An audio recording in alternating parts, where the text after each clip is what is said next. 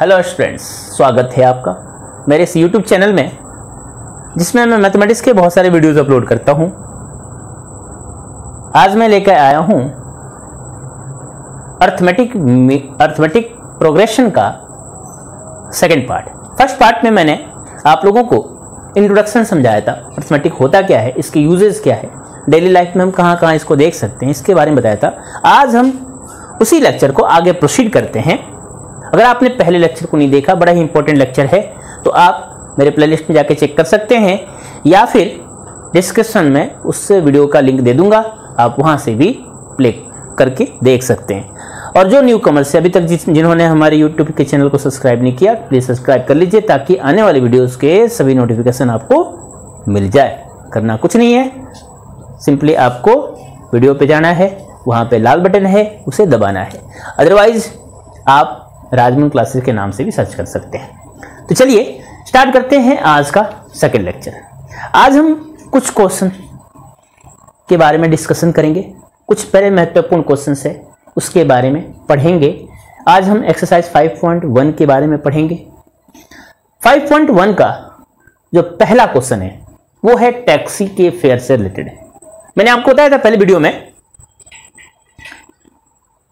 कि जो टैक्सी के फेयर होते हैं ना, वो होते हैं अर्थमेटिक प्रोग्रेशन में। और पहला क्वेश्चन हमारा कुछ इस तरह का ही है। इस पहले क्वेश्चन में 15 रुपीज ये तो फिक्स्ड रेंट है। आप 1 किलोमीटर जाएंगे, 2 किलोमीटर जाएंगे, 4 किलोमीटर जाएंगे, आपको 15 रुपीज तो देने हैं।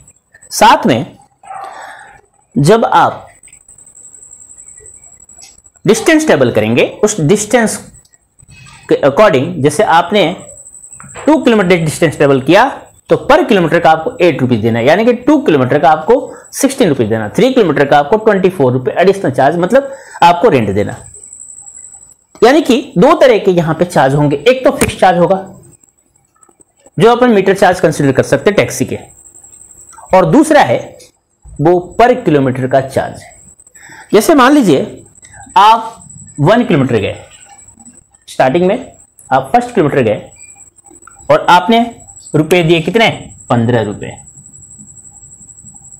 अगर आप सेकंड किलोमीटर गए तो फर्स्ट किलोमीटर का आपने 15 रुपए तो दिया, इसके बाद 8 रुपीज और दे दिया आपने। ये फर्स्ट किलोमीटर का है, ये सेकंड किलोमीटर का है, यानी कि टोटल रुपीज दिया आपने 23। ये फर्स्ट क्वेश्चन है हमारा। इसके बाद और आप 1 किलोमीटर यानी कि 3 किलोमीटर गए तो आपने क्या किया, 15 रुपीज तो दिया, साथ में ये फर्स्ट किलोमीटर का है, ये सेकंड किलोमीटर का है, और फिर से थर्ड किलोमीटर का 8 रुपीज और आपने दिया, यानी कि ये हो गए, इसे हम लिख सकते हैं 31। अगर आप और आगे गए 4 किलोमीटर तक गए तो आपने कुछ इस तरह से 39 रुपीज दे दिए। तो आपसे ये क्वेश्चन पूछा जा रहा है कि क्या ये जो वैल्यू है 15, 23, 31, 39 क्या ये एपी है या नहीं, ये आपको वेरीफाई करना है। हमारा पहला क्वेश्चन है। अगर आप एपी को वेरीफाई करना चाहते हो तो इसके लिए आपको कॉमन डिफरेंस फाइंड करना होगा। कॉमन डिफरेंस का फॉर्मूला आपको पता है, कॉमन डिफरेंस होता है A2 माइनस A1। फिर से आप कॉमन डिफरेंस निकाल सकते हो, ये कोई जरूरी नहीं है कि A2 माइनस A1 फिक्स हो। कॉमन डिफरेंस का और भी फॉर्मूला हो सकता है A3 माइनस A2। इस तरह से D की और वैल्यू हो सकती है A4 माइनस A3, यानी कि ये जो टर्म होगा ये नेक्स्ट टर्म होगा, ये प्रीवियस टर्म होगा, ये नेक्स्ट टर्म होगा, ये प्रीवियस टर्म होगा, ये नेक्स्ट टर्म होगा, ये प्रीवियस टर्म होगा। तो चलिए इन दोनों को आपस में सब्ट्रैक्ट करके देख लेते हैं। इनका जो डिफरेंस है वो 8 है, इन दोनों को सब्ट्रैक्ट करते हैं, इनका भी डिफरेंस 8 है, इन दोनों को सब्ट्रैक्ट करते हैं, इनका डिफरेंस 8 है। इसका मतलब है कि ये जो डिफरेंस है कांस्टेंट है, चेंज नहीं हो रहा, इसलिए ये जो कंडीशन है, पहली कंडीशन, वो एपी में है। इस तरह के बहुत सारे कंडीशंस आपके फर्स्ट क्वेश्चन में दिए, टोटल 4 कंडीशंस है, और भी आपको बहुत सारे कंडीशंस बन सकते हैं, है ना। तो आपको करना क्या है, सबसे पहले आपको एपी फाइंड करना, और एपी फाइंड करने के बाद आपको कॉमन डिफरेंस कम से कम 2 बार निकालना। अगर वो कॉमन डिफरेंस आपस में सेम आ जाए तो हम कह सकते हैं कि वो एपी है। अब जरा बात करते हैं अगले क्वेश्चन की। देखिए ये मेरे पास एक क्वेश्चन है। क्वेश्चन है कि भाई आपने किसी से 10,000 रुपीज लिया, इंटरेस्ट था उसका 10%, और आपको कंपाउंड इंटरेस्ट देना है। सिंपली आप कंपाउंड इंटरेस्ट का डायरेक्ट फॉर्मूला यूज कर सकते हैं या फिर कंपाउंड इंटरेस्ट को आप निकाल सकते हैं। वैसे आपको ये निकालना है कि उनके जो कंपाउंड इंटरेस्ट है क्या वो अर्थमेटिक प्रोग्रेशन में है, या फिर ऐसा भी हो सकता है कि क्वेश्चन में ये लिखा हो रहा है कि जो अमाउंट है क्या वो अर्थमेटिक प्रोग्रेशन में है। अगर अमाउंट लिखा हुआ हो तो अमाउंट का फॉर्मूला यूज करना, अगर कंपाउंड इंटरेस्ट निकालना हो तो कंपाउंड इंटरेस्ट का फॉर्मूला यूज करना। बट इन दिस क्वेश्चन हमें क्या करना है, अमाउंट निकालना है। हमें ये देखना है कि जो अमाउंट हो रहे हैं पर ईयर, जो अमाउंट हो रहे हैं क्या वो अमाउंट एपी में है। तो अमाउंट निकालने का एक सिंपल मैं फॉर्मूला बता देता हूं, amount is equal to principal multiplied by 1 + r/100। Simply आपको ये लिखना है, फर्स्ट ईयर का अगर अमाउंट लिख रहे हैं, यहाँ पे टाइम लिख दीजिए, फर्स्ट ईयर का अगर अमाउंट लिख रहे हैं तो यहाँ पे प्रिंसिपल की जगह पे आपको 10,000 लिखना, 1 प्लस रेट की जगह पे 10/100, यहाँ पे टाइम आपको 1 लिखना, क्योंकि आप क्या कर रहे हैं, आपको फर्स्ट ईयर का अमाउंट निकालना है। फर्स्ट ईयर का अमाउंट हमने कुछ इस तरह से निकाला। अब इसे सॉल्व करेंगे, सॉल्व करने के बाद जो वैल्यू होगी वो हो जाएगी 10,000। देन इसको सॉल्व कर दीजिए, 110/100, 1010 कट हो गए तो ये वैल्यू हो जाएगी 11,000। यानी कि 1 ईयर बाद आप अगर देना चाहते हैं तो आपको 11,000 रुपीज देने पड़ेंगे। बट अगर आपको सेकेंड ईयर का निकालना है तो फॉर्मूला हो जाएगा 10,000, सिंपली आपको प्रिंसिपल के प्लस पे रख देना, 1 प्लस आर के प्लस पे 10 रखना अपॉन 100 यहाँ लिख सकता हूँ, और यहाँ टाइम की जगह पे आपको 2 लिखना। ये हो जाएंगे 10,000, ये हो जाएंगे 110/100, और यहाँ पे पावर लिख सकते हो 2, ये दोनों कट हो जाएंगे। तो इस तरह से वैल्यू हो जाएगी 10,000 मल्टीप्लाइड बाई स्क्वायर कर दीजिए 121/100, और ये 20 और ये 20 कट, इस तरह से ये हो जाएंगे 12120। इतने रुपए आपको सेकेंड ईयर बाद देने हैं। अब जब बात करते हैं थर्ड ईयर के बारे में, थर्ड ईयर में भी आपको सिंपली वैसे ही करना। अगर आपको अमाउंट फाइंड करना हो तो प्रिंसिपल जैसा कि आपको दिख रहा है 10,000, प्रिंसिपल के प्लस पे आपको 10,000 रखने हैं। 10,000 यहाँ रखा, ये हो जाएंगे 1 प्लस रेट अपने पास 10% है, 10/100 लिख दिया, और टाइम लिख दिया यहाँ पे 3। सिंपली आपको सॉल्व करने हैं। जब आपने इसे सॉल्व किया तो ये हो जाएंगे 110/100, यहाँ पावर 3 रख दीजिए। इसके बाद आपको रखने हैं 10,000, और 10,000 के बाद ये दोनों जीरो कट, इनका क्यूब किया तो ये 1331 लिख सकता हूँ अपॉन 1000। 30 से 30 कैंसिल, और इसके बाद वैल्यू आ जाएगी 13310, यानी कि आपको थर्ड ईयर बाद इतने रुपए देने हैं।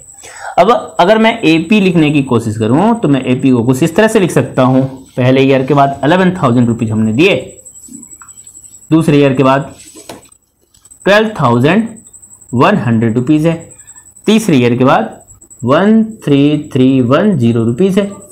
यानी कि इस तरह से ये एपी बनेगा। तो क्या ये एपी में है या नहीं है, ये अभी तक तो वेरीफाई नहीं हुआ। तो चलिए इस चीज को हम वेरीफाई कर लेते हैं कि क्या मैं इसको एपी लिख सकता हूं या नहीं लिख सकता। इसके लिए आपको डी फाइंड करना है। फॉर्मूला होता है A2 - A1।